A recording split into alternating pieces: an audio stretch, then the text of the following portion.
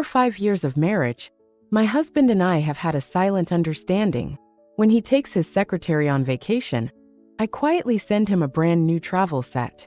When he says he's sending medicine to a sick colleague, I see the latest birth control order on the food delivery app and go to the hospital for an abortion. When I mention buying new insurance, he signs the divorce agreement without hesitation. With 3 days left of the cooling off period, I threw away the last thing in the house that had anything to do with Kellen, our wedding photo. With that, the memories of these 5 years were completely erased. 1. When Kellen returned from his trip, the organizer I'd called was in the process of tossing my engagement ring into a nearby cardboard box. Before he could speak, I explained that the drawer was too full, and I was just tidying up. Kellen didn't suspect anything and pulled a velvet box out of his pocket, handing it to me. "See if you like it." I didn't take it, and the man frowned impatiently. "I just sent Esme some medicine, and I told you in advance. What are you making a fuss about?" I looked calmly at my husband. Just a second ago, he texted me saying his secretary had a high fever and needed to go to the hospital, and the next second, a push notification popped up on my food delivery app showing that he had placed an order. It was a 2 a.m. order, a sexy nurse outfit with fishnet stockings. It was definitely hot enough to cause a fever. Seeing that I wasn't saying anything, Kellen simply tossed the box aside. The velvet box fell to the ground, and a familiar necklace rolled out. I'd seen it in Esme's social platforms, a gift that came with a Patek Philippe watch. Should I thank my husband for involving me a little when he was giving $1 million watch to another woman? Kellen put his hands in his pockets and said impatiently, "Just say what you want. The company's annual dinner is tonight. Don't show up with a dead face." Since Kellen joined this company, he had invited me to attend the annual dinner as his date every year, even after Esme appeared. I used to take it as proof that he still loved me, but not long ago, I found out that Kellen was just trying to create a loving husband persona in front of the company's boss, and I was just his tool and means to climb the corporate ladder. I bent down and took out a stack of documents hidden in the drawer of the coffee table and calmly said, "I saw an insurance policy the other day and thought it was pretty good." Kellen looked at the words maternity insurance on the cover and sneered. "Do you need this? We've been married for 5 years, and I've never gotten pregnant." At first, Kellen would defend me in front of his parents and would patiently coax me whenever I was down, saying that these things couldn't be rushed and were up to fate. But now, he was mocking me with a look of contempt, attacking my most vulnerable point. I clenched my fists, my face calm. "You sign it, and I'll go to the annual dinner with you." Kellen seemed to want to say something else, but his phone rang at that moment. The ringtone was one he had set up specifically for Esme. He glanced at me, turned his back, and answered the phone. I lowered my eyes, and although I didn't want to listen, Esme's coquettish voice came into my ears in fragments. The man patiently coaxed her for a few words. It was completely different from his attitude towards me. I don't know what Esme said, but Kellen's attitude became urgent, and he got up and walked out. I quickly grabbed him. "Sign first." The man frowned, took it, and without even looking at it, flipped to the last page, signed his name neatly, and then strode out the door. Looking at the closed door, I felt like I was going to collapse. The aunt quickly came over to support me. "Miss, are you okay?" I shook my head and whispered a thank you, then opened the cover of the insurance policy. Inside was the divorce agreement I had drafted with a lawyer. The aunt asked me what to do with the box of items. I glanced at the cardboard box containing the engagement ring. Besides the ring, there were other small gifts that Kellen had given me over the years. "Just throw them away." The aunt nodded and was about to go out with the box. "Wait." I called out to her, bent down and picked up the velvet box containing the necklace and threw it into the box. "And this too, don't keep it." 2. As promised, I arrived at the annual company dinner hotel where Kellen worked. Unsurprisingly, I saw Esme there, the same high-fever girl from the day before. The girl was very beautiful and stood out in the crowd. Within a few minutes, 3 men had come up to chat her up. All of them were rejected without exception. Not far away, Kellen was chatting with people, but his eyes kept glancing at Esme, and he didn't even notice when I walked over to him. It was Kellen's colleague who felt a little awkward and called out to him. And only then did the man look away. When he saw me, a trace of discomfort flashed in his eyes. He took my hand and put it on his arm. I was afraid that she would be drunk, and a little girl wouldn't be safe alone. Before I could speak, Esme, who walked over gracefully, blushed and laughed coquettishly. Mr. Kellen is so considerate. Knowing that I didn't have a dress to attend the banquet, he specially bought one for me. A colleague exclaimed, "Hey, isn't this dress the same as Mrs. Kellen's?" As soon as the words fell, I instantly felt Kellen's body tense up. I found it ridiculous that he dared to give it, and Esme dared to wear it, yet he was afraid of being exposed. It's just a coincidence. I smiled slightly, easily brushing off the topic. It was indeed a coincidence, but it happened a little too frequently. The first time I discovered the deep relationship between Kellen and Esme was when I found a lipstick in the same shade I usually used in the gap of the passenger seat. When I asked Kellen, he said I had accidentally dropped it. Until I took out an identical lipstick from my bag, Kellen became angry. "Yes, the little girl has just started working for a month. Is there a problem with me giving her a lipstick as a gift?" Later, Kellen took Esme on a trip under the pretext of a business trip. And before leaving, he sent me a message asking me what my usual travel package was. When I asked him why he wanted this, he said it was for his boss's wife. But Kellen didn't know. Esme's message came almost at the same time as his. I sent the link to the man, and the next day I changed all the cosmetics on my dressing table.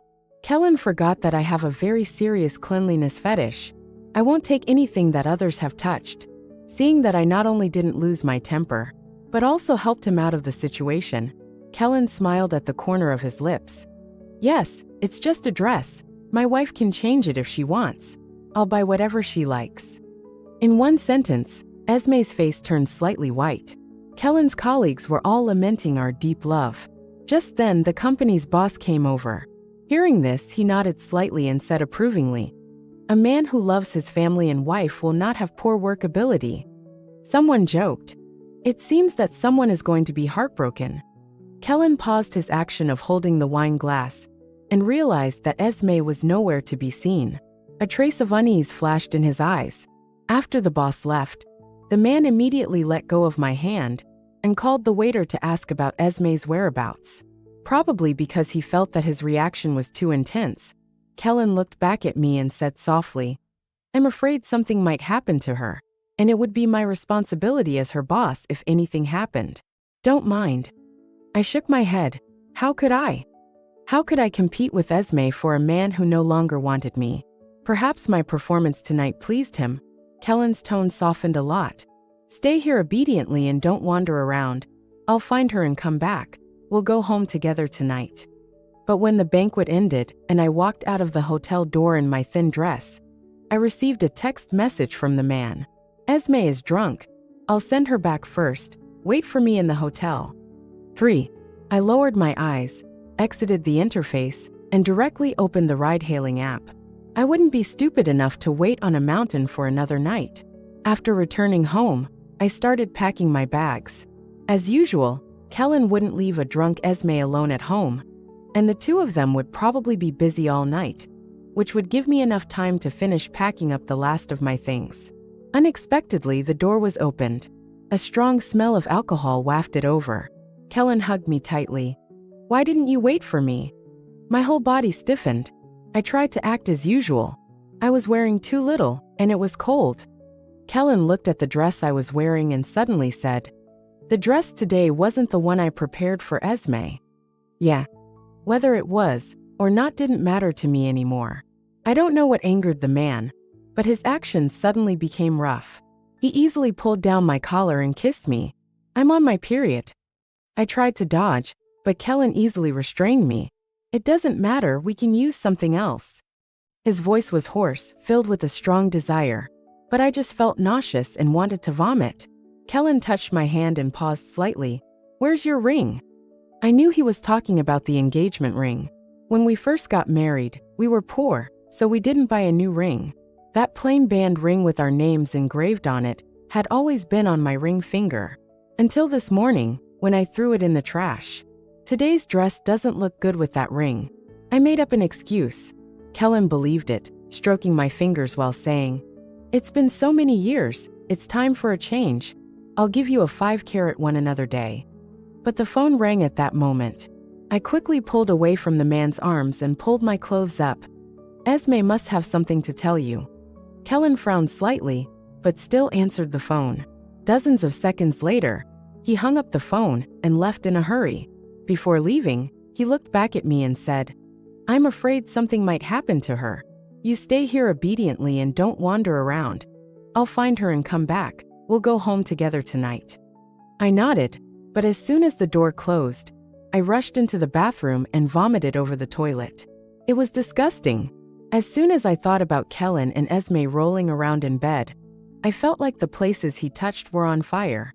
I felt so sick that I wanted to peel off my skin.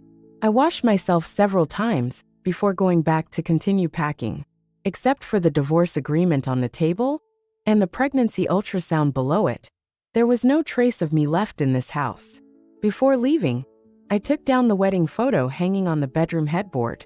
Then I mercilessly tore it up and threw it into the trash can downstairs. The 5 years of marriage were just a bubble. 4. Kellen called a ride-hailing service to go to Esme's place. The cold wind blew away much of his alcohol.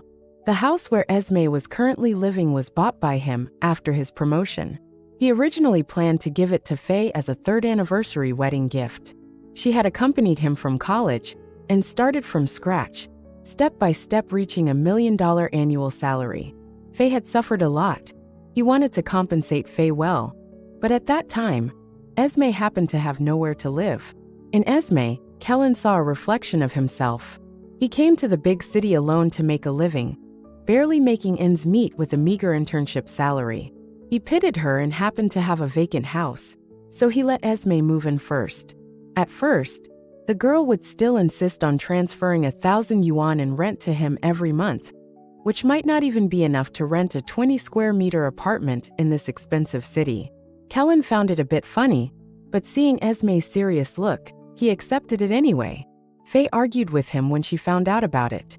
He just took out Esme's monthly transfer records. "Look carefully. Esme and I are just a simple landlord-tenant relationship. Can you stop overthinking?"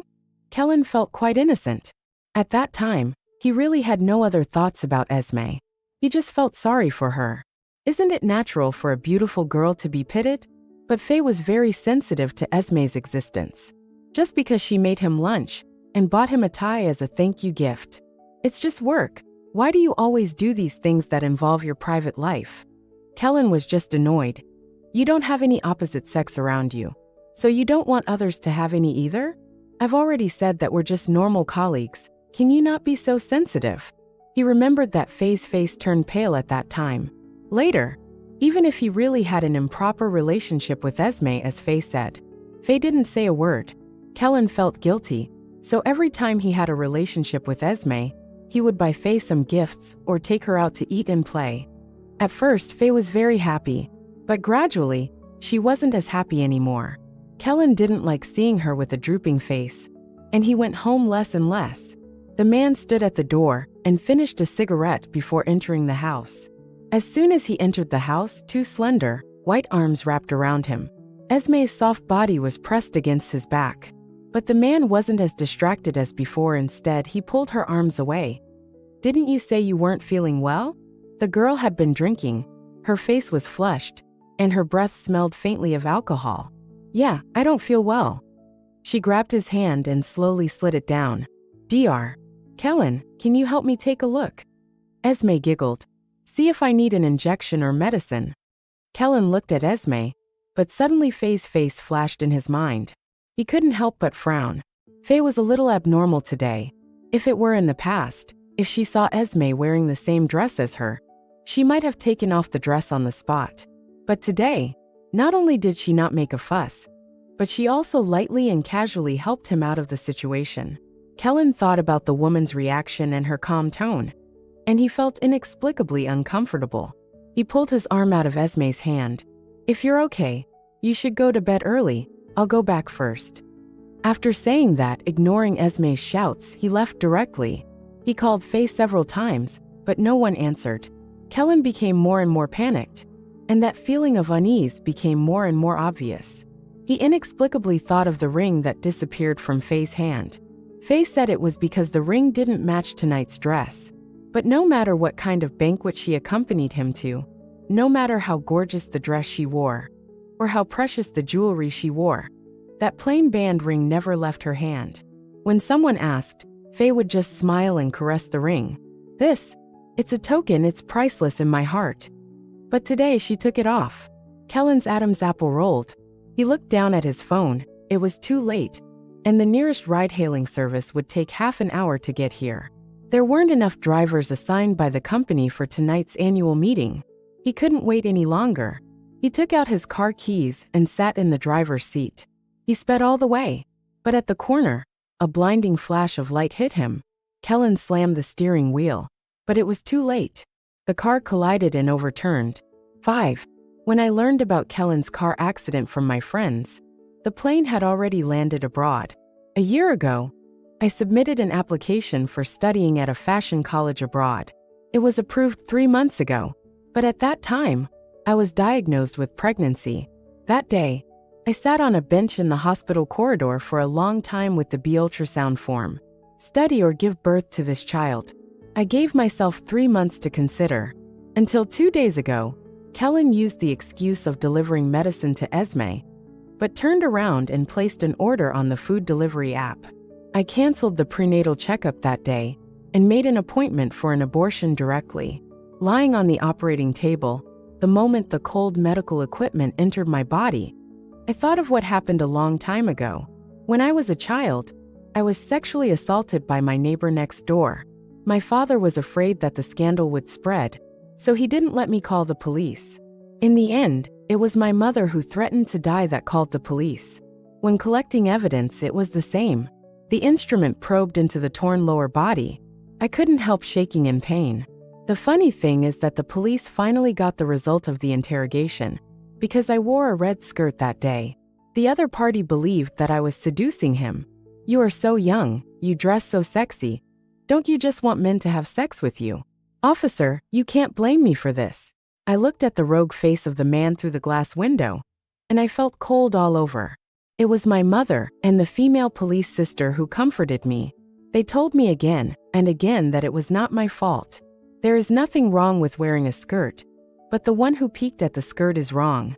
Flowers are innocent when they bloom, but the one who covets the flowers is guilty. I was slowly guided out of it, but there was always a shadow in my heart. This made me always keep my head down and be cautious when facing the opposite sex after I became an adult. Until I met Kellen. He was the first person of the opposite sex I met. Unlike other boys, he was sunny, cheerful, and generous, and he broke into my life forcefully, leaving me no way to avoid it. I persuaded myself in my heart that people should always live a normal life. This is a good opportunity, so I started to try to date Kellen. He was very kind to me and took good care of me. No matter how difficult things were, they seemed to become less difficult with his company. I gradually let down my guard, exposed my soft inner self, and even told him about the sexual assault I suffered when I was a child. At that time, Kellen just hugged me tightly and swore in my ear he would protect me well in the future. At that time, I was very lucky to meet a good man who was willing to accept my past. But it was not until after marriage that Kellen blurted out, "You don't have the opposite sex around you. So you insist that others don't have the opposite sex around you. Can you not be so sensitive?" I understood what the broken window effect was. Maybe from that time on, I had given up on Kellen. I was just letting myself accept and give up. To be honest, when I learned that I was pregnant, I was both scared and happy, and even had a faint expectation. Maybe this child will put our lives back on track and make Kellen return to the way he used to be. But that takeaway order was the last straw that broke the camel's back. It wiped out the last bit of hope in my heart. 6. But I didn't expect Kellen to have a car accident. I heard from a friend that he was drunk driving. He was entirely at fault for the accident. Now, not only is he bedridden, but he also has to pay a large sum of money to the other party. I didn't say anything. This amount of compensation is nothing to Kellen now. but I just couldn't figure out why he was in such a hurry to drink and drive. After hanging up the phone, I exited the interface and saw a dozen missed calls on my phone's call log. They were all from Kellen. I couldn't help but wonder if Kellen had seen the divorce agreement in the living room and then had the car accident. I smiled. How could that be? The love between us had long since been exhausted. The only thing that could make Kellen so desperate was Esme. I ignored the matter and dragged my suitcase to school to register. My college major was fashion design.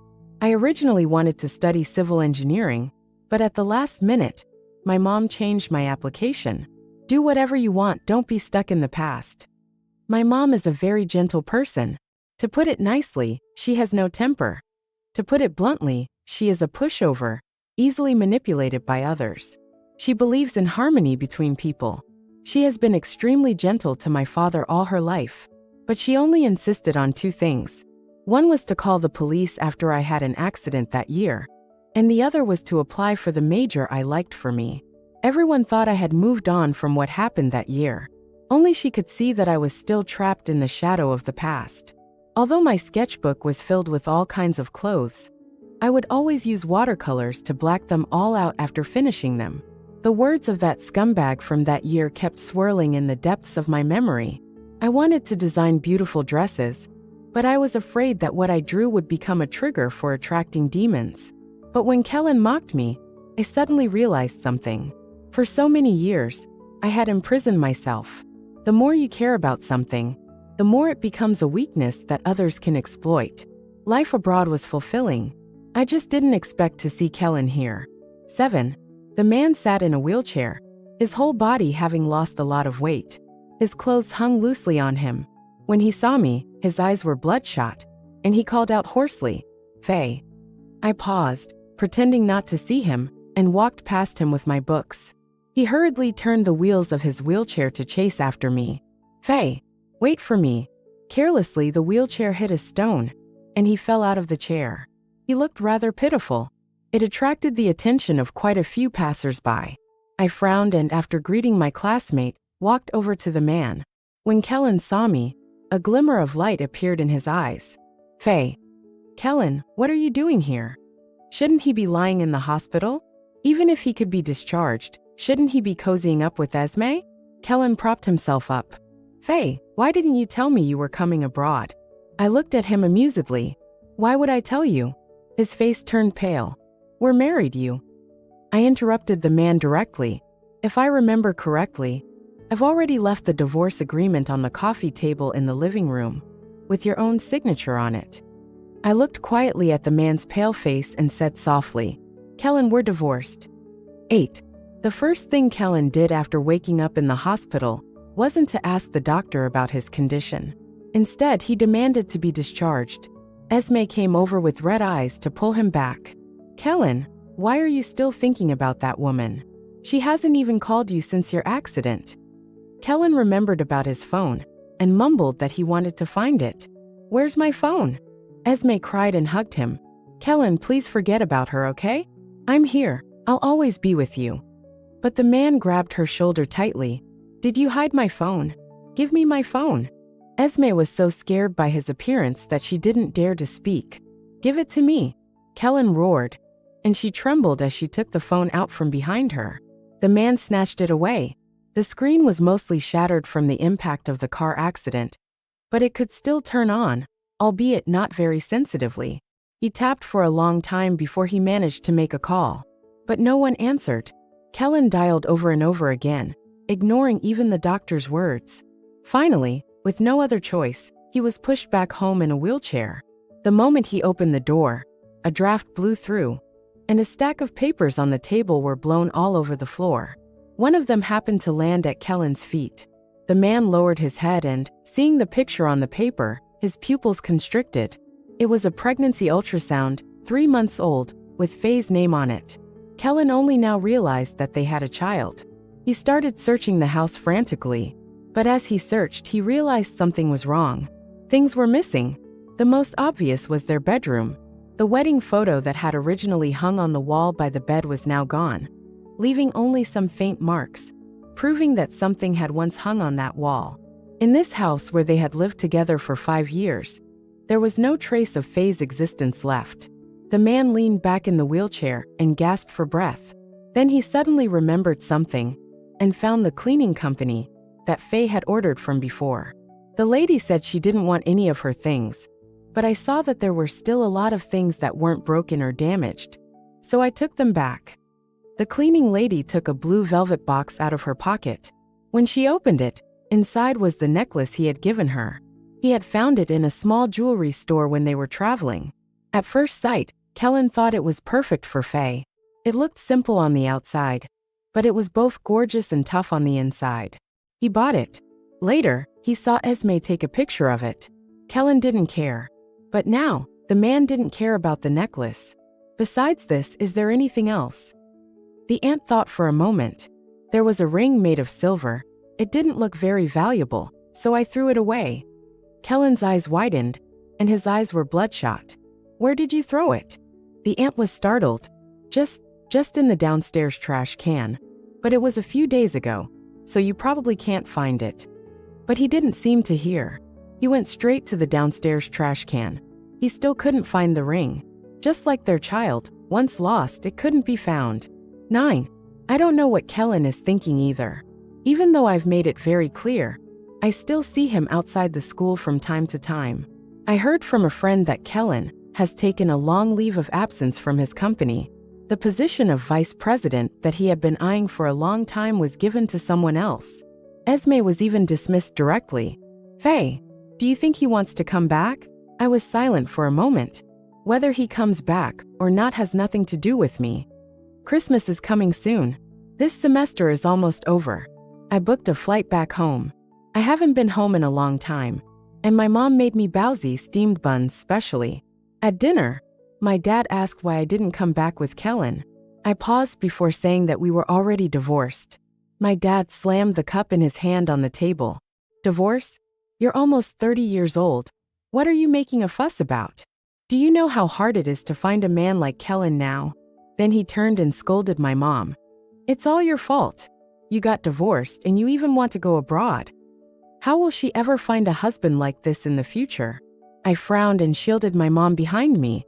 I decided to get a divorce. Why are you scolding my mom? Besides, Kellen cheated on me. Should I continue to live with him? My dad yelled. It's just cheating. You couldn't even give birth to a child after 5 years of marriage. It's normal for him to find other women. What are you doing? I looked at him in disbelief. I couldn't believe that these words came out of my biological father's mouth. So in your eyes, I'm just a childbearing tool. Tears welled up in my eyes. Because I can't give birth, so no matter how Kellen mistreats me, it's normal, right? I'm doing this for your own good. For my own good? I laughed. When something happened to me that year, you refused to call the police. Was that for my own good too? You're just afraid of losing face. I mercilessly exposed his last layer of pretense. My dad raised his hand directly in anger. You're rebelling.